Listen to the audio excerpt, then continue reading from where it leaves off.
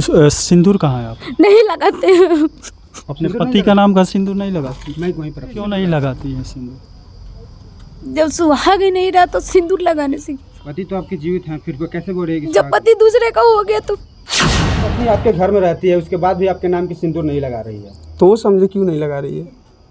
आपको दर्द नहीं होता? होता है तो क्या करें, जबरदस्ती लगा दें? नहीं लगाओ नहीं तो मारेंगे। एक्सेप्ट कर ली कि तुम रखे हो, ठीक है, वो जात की हजामिन है, मैं राजपूत हूँ, इससे फर्क पड़ा मेरे को। नहीं, अगर हमारे घर से कहाँ जाती है, जब ये बात हमें पता नहीं होगा तो हम गुस्सा होंगे ही।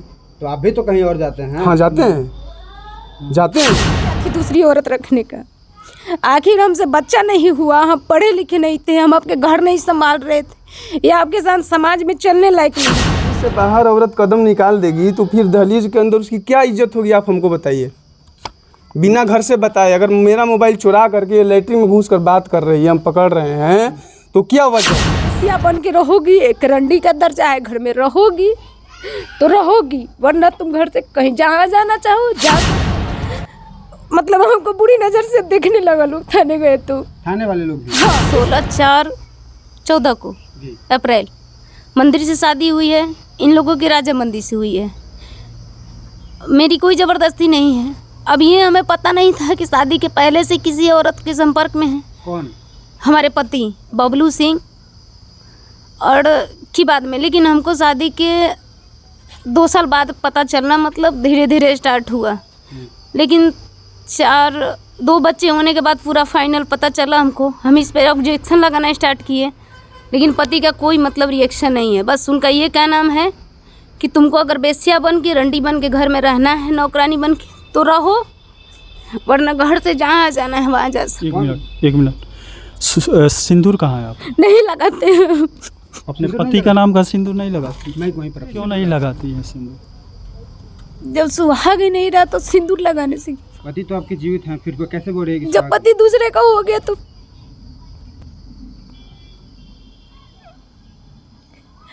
आखिर मतलब वजह क्या है? आखिर वजह ये है बस पराई स्त्री को रखना, घर में लाना, सामने ही सब करना, और दोनों मिलके। अब मैं ये एक्सेप्ट कर ली कि तुम रखे हो, ठीक है, वो जात की हजामिन है, मैं राजपूत हूँ, इससे फ़र्क पड़ा मेरे को। फिर मैं मतलब बार बार मायके रहना, ये करना वो करना, मायके में भी कोई नहीं है मेरा सपोर्ट करने वाला। फिर मैं आवाज़ उठाई, थाने गई, कोर्ट कचहरी गई, सांसद के पास गई, विधायक के पास गई, यहाँ के गांव में जितने भी चिन्हित आदमी हैं उन सब के पास गई।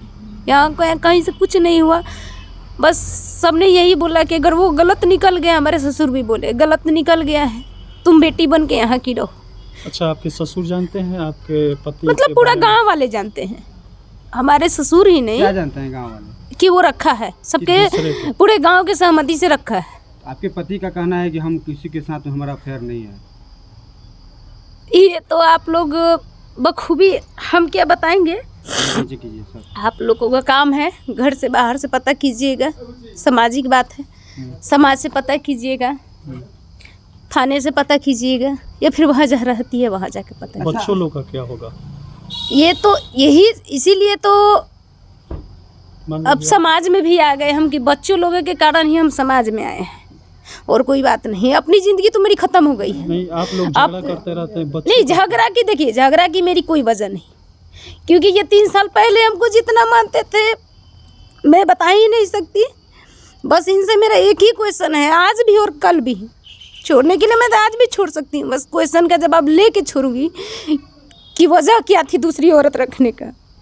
आखिर हमसे बच्चा नहीं हुआ, हम पढ़े लिखे नहीं थे, हम आपके घर नहीं संभाल रहे थे, या आपके साथ समाज में चलने लायक नहीं। बस मेरे को वजह बता दे। मैं कितनी बार मतलब थाने में भी पूछी, हर जगह पूछी, मैं हर के सामने गिड़गिड़ाती हुई यही बात पूछती हूँ कि अगर शादी के पहले रखे थे तो हमसे शादी क्यों किए, और अगर किए तो फिर दूसरे को क्यों रखे, और अगर रखे हमको पता चला, हम समझाने की कोशिश किए, बार बार समझाने की कोशिश की, बार बार उसके पास जाके पकड़े, तो बस इनका एक ही जवाब होता है कि अगर तुम बेसिया बन के रहोगी, एक रंडी का दर्जा है, घर में रहोगी तो रहोगी, वरना तुम घर से कहीं जहाँ जाना चाहो जा सकती हो, हमें कोई फर्क नहीं पड़ता है। एक सुहागन के लिए उसकी मांग में सिंदूर होना हाँ, तो हमारे ससुर कह रहे हैं तुम रहो घर में, हम बच्चे का खर्चा उठाएंगे। हमारे ससुर, आप एक बात बताइए, वो कुछ करते नहीं हैं, उनकी एज 70 से ऊपर है, कितने दिन तक हमारे बच्चों को कमा के खिलाएंगे, ये तो आप लोग बता सकते हैं ना। और पति, रही बात पति की, वो भी तो मिलिट्री की नौकरी नहीं करते हैं कि हम उनके पेंशन पे जी लेंगे। और सबसे बड़ी बात कि पैसा सब नहीं होता है, एक औरत के दिल से पूछा जाए तो। एक 4 साल से झेल रहे हैं, सबने कहा यही झेलते झेलते मैं थक चुकी थी। अभी तो सबने बोला कि योगी जी के पास जाओ, वहाँ दरखास्त। मैं 18/5 को उनके पास भी गई, पता नहीं वो उनके हाथ में मेरा नहीं मिला एप्लीकेशन, तो पता नहीं कि वो डायरी मेंटेनेंस तो देखते होंगे कौन है कौन नहीं है। फिर भी मैं उनसे भी बोलती हूँ, मुख्यमंत्री जी से भी, कि वो एक बार डायरी मेंटेनेंस को देखती, एक बार गौर से क्लियर करती कौन औरत किस वजह से आई है, उसको समझने की कोशिश करते। बट अभी तक वहाँ से भी मेरा कोई जवाब नहीं आया। मतलब थाने जाती हूँ, थाने जा जाके थक गई हूँ। थाने पे मतलब हमको बुरी नज़र से देखने लगा लोग, थाने गए तो थाने वाले लोग भी। हाँ, वहाँ के जो थाने की बात बोलो। बैरिया थाने की बात करें, मैं बार हाँ छेड़े भी आपको? नहीं, छेड़े तो नहीं, मतलब छेड़ना ही सबसे बड़ी बात नहीं होता, एक बात में ही होती है ना कि औरत की सब चीज़ चली जाती। मैंने बर्दाश्त की, मैंने 1-2 बार गई बच्चे लेके छोटे छोटे से।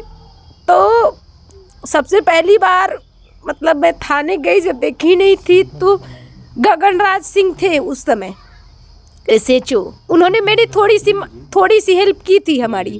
फिर उसके बाद त्रिपाठी जी आए, मैं उनके पास गई, गुहार लगाई, तो सीधे सीधे बोल रहे हैं कि क्या मेरे से पूछ के बच्चे पैदा की थी।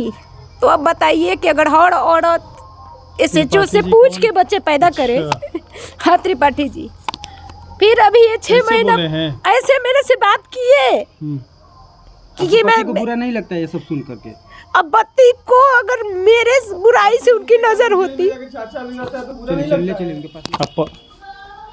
आप पर आपकी पत्नी आरोप लगा रही है कि आप अवैध संबंध आपका दूसरे से है, परेशान है। जी जी, इसमें क्या सच्चाई? इतनी सुंदर पत्नी पता आपको कर रहने के लीजिए। बाद भी आपका अवैध संबंध किसी और के साथ क्यों?